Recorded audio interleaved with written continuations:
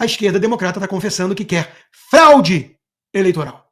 Na cara de todos. Eu não sei se você sabe, mas os Estados Unidos praticamente já viraram um regime fascista. Quem diz isso é o professor de Yale, que está saindo do país, pelo menos esse está votando com os pés. Ele está putting his actions where his mouth is, né? Ou seja, ele não está sendo pelo menos hipócrita. Eu só não sei para onde ele vai. Ele diz que vai para o Canadá, tudo bem, mas é óbvio que é uma tremenda baboseira acusar de fascista o regime americano. Um país onde você pode xingar o Trump do que quiser, criticar os juízes da Suprema Corte de forma bem veemente, que nada vai te acontecer. Você tem ampla liberdade, você pode comprar arma, quantas você quiser, fuzil. Repito, todo regime totalitário desarmou a população porque queria concentrar as armas só no Estado ou nos marginais ligados aos líderes fascistas. Não arma para toda a população que poderá amanhã reagir a um líder fascistoide, né? Isso é o óbvio ululante. Então é óbvio que os Estados Unidos não têm nada de fascista. Eu, ao ler essa chamada de manhã, tive a inspiração da minha coluna sarcástica, que está sendo muito elogiada já por muitos, menos pelo meu amigo Rubem, o liberal Poliana, e é óbvio que é uma tremenda brincadeira que eu estou fazendo as malas pressas para fugir do fascismo e buscar refúgio na minha terra natal, o Brasil, né? Ficou divertido o texto, a escrita ficou leve. Recomendo que assinem a Gazeta do Povo, se você ainda não é assinante, o melhor jornal do Brasil, e leiam lá a minha coluna. Mas quem acha que a coisa também está perigando e mora aqui há mais tempo que eu, mas eu duvido que vá para o Brasil de volta, é o Guga. Oi, Guga. Oi, Guga. Então, o Guga, ele disse, vale a pena estudar nos Estados Unidos? Estudantes estrangeiros hoje talvez optem por universidades canadenses, europeias ou até ficar em seus próprios países. Fiquem na UERJ ou na UFRJ mesmo. Não venham para Harvard, Colômbia, onde você pode se tornar um esquerdinha como o Guga. É verdade que na UERJ e na UFRJ a situação é ainda pior. Bom, por que o Guga está dizendo isso? Porque um aluno que defendia o Hamas perdeu o seu visto temporário para estudar nos Estados Unidos. Os fascistas ligados ao Trump, Guga, e o professor lá de Yale, eles estão cansados de financiar a fundo perdido a Ucrânia sem uma estratégia de saída. Eles estão cansados da agenda histérica ambientalista, de bancar a USAID, que serve na prática para a agenda democrata globalista, e para manter aqui nos Estados Unidos radicais nas universidades que espalham, na verdade, a defesa de grupos terroristas, clamando que a Palestina fique livre do rio ao mar, ou seja, eliminar 10 milhões de israelenses. Isso não é muito bem-vindo hoje. Se isso é fascismo, primeiro não tem nenhum paralelo com o fascismo histórico, que não tem nada a ver com isso. Aliás, os regimes nazistas e tudo, comunista, eles eram, o comunismo soviético, absolutamente antissemitas. E não sei se você percebeu, Guga, mas o Trump está dizendo que não pode ficar pregando o extermínio de judeus nos campos universitários, muito menos recebendo verba federal para essas universidades e se tiver um visto temporário para estudar no país. Isso não faz você ser bem-vindo no país. Aliás, é curioso que o Elon Musk resgatou esses dias um vídeo da Hillary Clinton, democrata, dizendo: se você está ilegalmente no país cometendo crimes, bye bye, você vai ser deportado e tem que ser. Se você está nos Estados Unidos trabalhando de forma honesta, mas está de forma ilegal no país, você vai ter que pagar impostos, uma multa por ter ficado tanto tempo ilegal e aí quem sabe a gente deixa vocês ficarem. Ah, e vai ter que aprender o inglês. E ela foi ovacionada quando disse isso. Hillary Clinton, Guga! Alô, Guga, oi, por onde andas? Guga, Hillary Clinton. Se isso é uma fala fascista, então, guess what? Sim, os Estados Unidos são em peso, unindo inclusive os dois lados do corredor, uma nação fascista. Mas claro que isso não tem nada a ver com o fascismo. O fascismo verdadeiro do Mussolini, inspirado em economistas e filósofos como Gentili e tantos outros que, por sua vez, eram todos eles marxistas. O próprio Mussolini foi um socialista na juventude.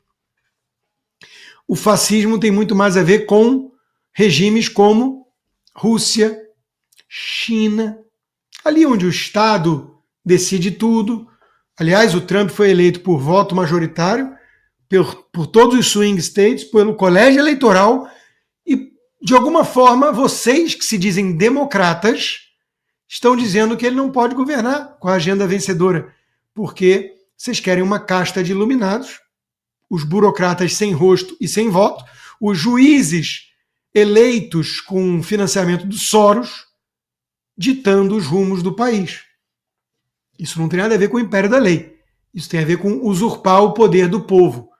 Na democracia de vocês aplaudem o Alexandre de Moraes no Brasil, na democracia de vocês só não tem espaço para o povo na equação. Não é mesmo? Então, países fascistas são Rússia, Cuba, Venezuela, Brasil e China. Ali sim a gente encontra fascismo. E o embaixador chinês dos Estados Unidos dizendo: nós não vamos recuar. E postando um discurso de, atenção, ninguém mais, ninguém menos do que Mao Tse-tung, o maior açougueiro, carniceiro da história, responsável pela morte de dezenas de milhões de chineses inocentes. A China, na sua conta oficial da Embaixada Americana, está hoje, abril de 2025, publicando um discurso de Mao Tse-tung dizendo: nós não vamos recuar. Mas por algum motivo, todos os democratas, todos os globalistas e quase todos os liberais estão em polvorosa porque não pode encarecer o produto chinês com tarifas, senão o mundo vem abaixo. Nós estamos há décadas tratando a China com luva de pelica, na verdade com massagem nas costas, deixando eles manipularem a moeda, roubarem propriedade intelectual, usarem só bancos estatais para canalizar investimentos para os amigos do rei e deturpar todo o conceito de globalização, de livre comércio. E nós estamos fazendo isso há décadas, passando a mão na cabeça do dragão chinês, achando que com dinheiro e enriquecimento eles vão se tornar mais simpáticos ao Ocidente, mais liberais e democratas. Qual é o resultado? Xi Jinping, o líder que mais acumula poder desde Mao Tse-tung. Aquele que usa a diplomacia, entre aspas, por favor, para intimidar, comprar quem estiver à venda, o Brasil lulista está à venda, intimidar, chantagear de uma forma jamais vista. Tem livros e livros escritos sobre essa postura da China na política externa. Está dando certo alimentar o inimigo do Ocidente? Não, não está dando certo. Mas é o que os críticos dizem. Para eles tudo é uma questão econômica. Vamos ver já já que isso é ridículo. Bom, antes, o que faz a própria China diante da guerra tarifária? Censura hashtags sobre tarifaço de Trump nas redes sociais chinesas, dentro da China. Ou seja, é o sonho do Alexandre de Moraes. É assim que se salva a democracia, tá vendo? Censurando o povo. Porque, afinal de contas, o povo não tem nada o que opinar em relação ao destino do país, porque o Partido Comunista Chinês decide tudo há 72 anos, mas o Alexandre de Moraes garante que o comunismo acabou. Ele debocha de quem fala de ameaça comunista. Bom, a leitura de cada um a gente sabe, né? The Art of the Deal e The Art of War. A gente tem que ir um pouco para o humor, né? Porque o Babylon Bee sacaneou, os democratas estão preocupados que o Trump não vai colocar os interesses da China como prioridade. É verdade. Pela primeira vez em muito tempo, os interesses chineses não são a prioridade. Em que pese a Hillary Clinton, o Joe Biden, o George Soros, todos eles terem se manifestado há algum tempo que a China é a maior ameaça aos Estados Unidos. Eles divergiam quanto aos meios, só que nós temos que ser honestos, intelectualmente falando, para admitir que os métodos democratas não estavam dando certo. A China está aí, cada vez mais agressiva e ameaçadora. Aí no Globo, na verdade no New York Times, traduzido no Globo, quem pisca primeiro? Xi Jinping, o líder mais poderoso da China desde Mao Tse-tung, mira no longo prazo. Ele é fofo, ele é um estadista. Na guerra comercial deflagrada por Donald Trump, presidente chinês, não é ditador, é um presidente, enfrenta o maior teste desde a pandemia e confia que sua população está disposta a sacrifícios. E quando eu li essa chamada, eu pensei, mas onde a população chinesa foi chamada a opinar? Na equação da democracia chinesa, que o Alexandre de Moraes e o Lula querem para o Brasil, não existe população. Eles censuram o povo, como acabamos de ver. Então, por que o Xi Jinping estaria preocupado com a população estar ou não pronta para sacrifício? Ele vai impor esses sacrifícios ao povo e quem insistir muito na oposição vai ser preso, como foi na pandemia, ou um tanque de guerra vai atropelar, como fez em 1989. Então, de novo, não existe espaço para povo. Mas os democratas lulistas do Brasil, aqueles que são comunistas com orgulho, mas não avisam Alexandre de Moraes que ainda existe comunista por aí, porque ele debocha de quem diz isso, eles estão torcendo para a China e não conseguem nem esconder a empolgação. É o caso do Orlando Silva, o relator do projeto de lei das fake news, da censura, que é um projeto defendido pelo Globo e Estadão, os maiores jornais do Brasil. Imagina se a gente falar em ameaça comunista. O problema do Trump, diz Orlando Silva, é que ele é um lutador de telecat. Já a China, ele está enfrentando lutadores de Kung Fu. E ele está vibrando para que a China vença essa guerra. O sujeito olha os Estados Unidos, fascista, 250 anos de democracia, alternância de poder, nunca virou ditadura, pode todo mundo ter arma, falar o que quiser, fascista, ditadura. Olha a China e fala, claro, isso é uma democracia. São esses os que aplaudem o Alexandre de Moraes no Brasil e chamam os bolsonaristas de ameaça à democracia. São esses. Está tudo em casa. Está tudo muito lógico e coerente, não é mesmo?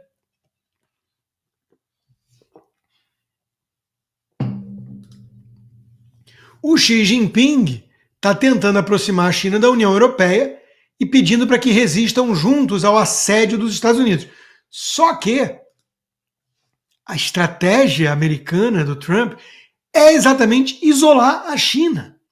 Ele está contando com os interesses dos europeus, mais do que com o alinhamento de valores, porque o mercado americano é o maior do mundo, representa 1/4 do PIB, os 300 milhões de consumidores que somos aqui gastam 30 trilhões de dólares por ano e vamos tentar trazer a União Europeia para o nosso lado.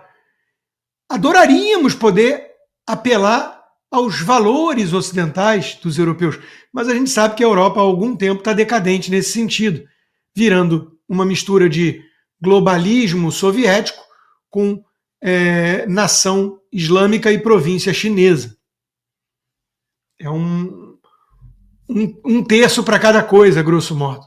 Né? Então, se dependermos da Europa, estamos lascados. Aliás, se dependêssemos da Europa, estávamos todos hoje falando alemão. Aí sim o nazismo teria vingado.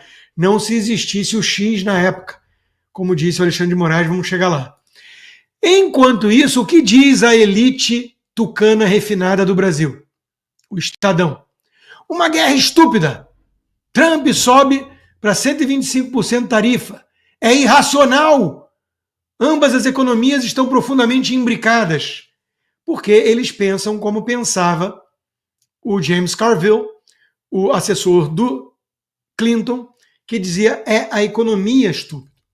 Para o Estadão, que tem nojinho do Bolsonaro e perdoa o Lula, apesar de arroubos autoritários, se o Lula fizer algumas concessões na economia, se ele colocar o Armínio Fraga na economia, o Lula vira um estadista. Porque o Estadão não liga para o resto. Tudo se resume à economia. Eles não conseguem nem mesmo conceber que o Trump não está pensando apenas na economia. Eles foram reincidentes no editorial. Tem dia do Dr. Jekyll e tem dia do Mr. Hyde. Mas aqui, quando se trata de Trump e Bolsonaro, o Estadão é sempre o monstro. A pegadinha de Trump. É inútil procurar lógica nas decisões do presidente dos Estados Unidos, cujo único interesse é acumular poder e exercê-lo para bagunçar o mundo. O Trump já foi presidente por 4 anos, o mundo ficou muito melhor. O Trump foi um magnata de sucesso no mercado imobiliário de Nova York. Mas deve ser um cara bobinho.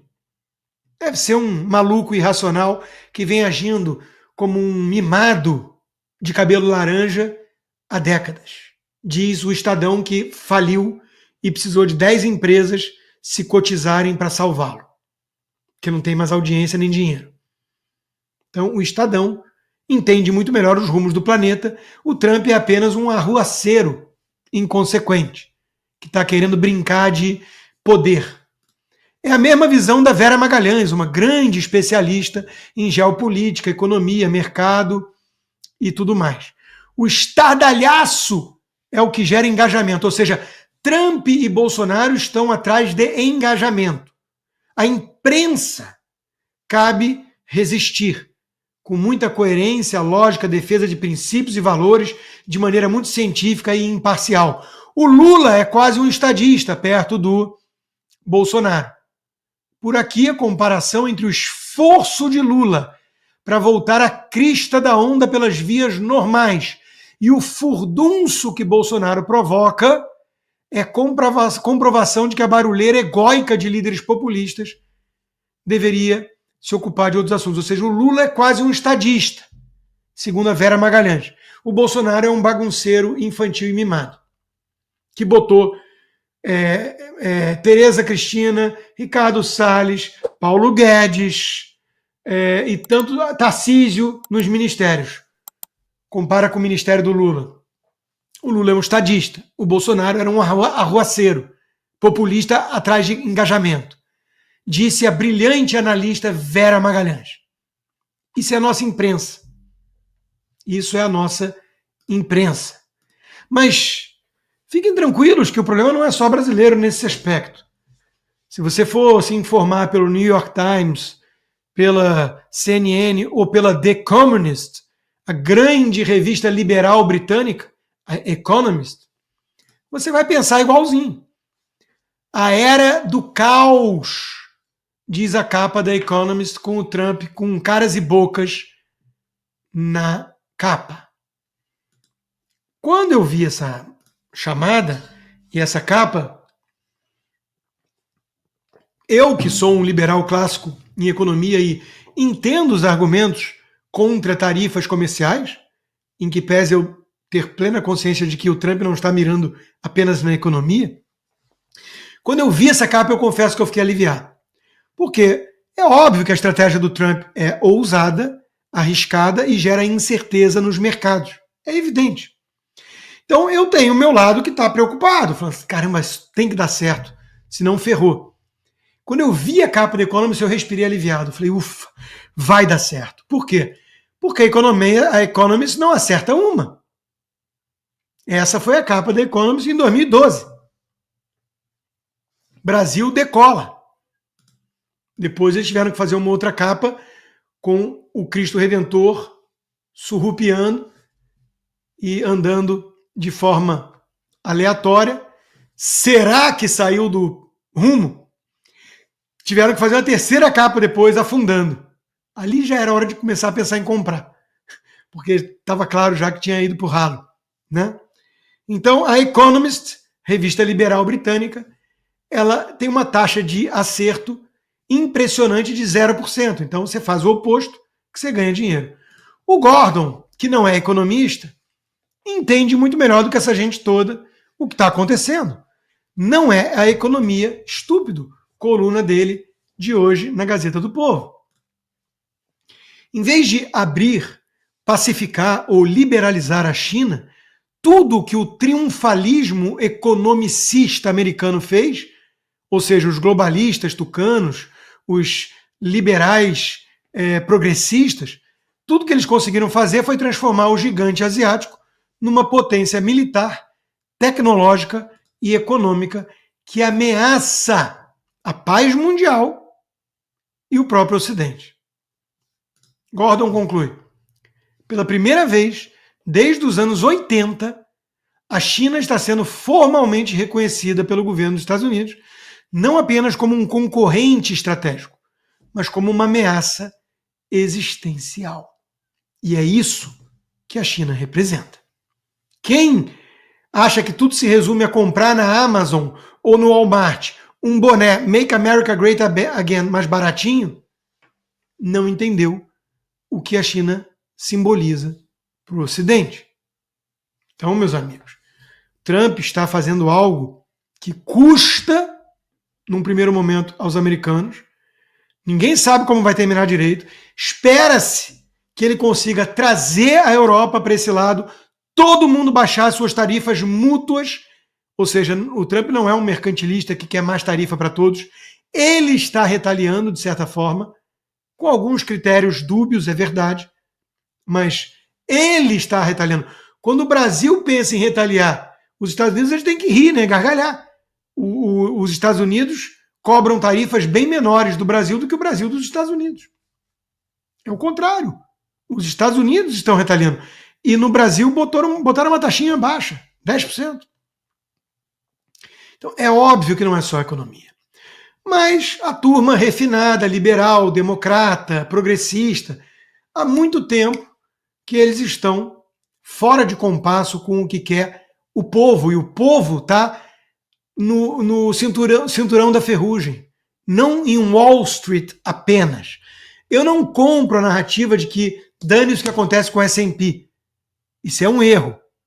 60% dos americanos têm interesses diretos na bolsa, diretos, porque por meio das suas aposentadorias no 401k, eles têm ações.